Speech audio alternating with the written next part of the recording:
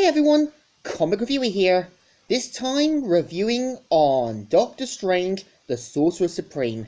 Now, I actually remember stumbling upon this on DVD years ago. Only half watched it, but years later I picked up the Blu-ray from HMV, sat down early in the morning to watch this, and have to admit it is pretty good. It feels like they do a good job with it, and it feels like this was actually a potential to be a kind of live action film.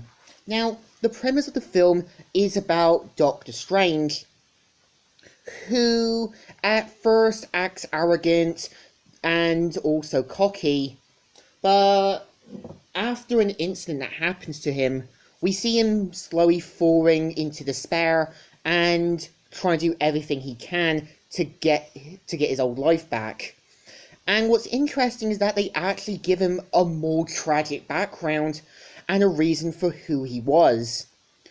And I think they actually do a good job with this, and I feel, yeah, it's actually relatable, because sometimes when you lose something you care about, you basically lose touch of your humanity or losing touch with yourself. Now, at the same time, we see him going to be trained by the Ancient One as well as Wong, and at the same time, we also see Baron Mordo before becoming evil, with him and other mystics. Now, with Baron Mordo's character is that he's quick to dispose of his friends and teammates as disposable pawns, and it's clear that in his own mind, he believes he's destined for greatness, even though any form of ego can sometimes lead to their own downfall. And at the same time, we see the Ancient One and the others trying to prevent Dumaru from entering the earthly realm, and at the same time, we see these other light creatures, which look like something from H.P. Lovecraft and done right. So I think with Doctor Strange's character is that he does evolve over time and starts to give, something even his co-worker and love interest Gina says. With Gina's character is that she expects, Stephen to give back and be the kind of man she expects him to be.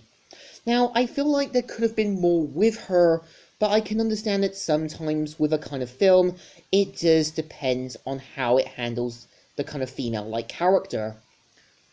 Now, what's actually interesting is that it's heavily implied that this film takes place in the same continuity as the 2007 film Invincible Iron Man, given the fact you have the same similar art style, same almost character designs, and you do kind of feel like this was actually meant to take place in the same continuity.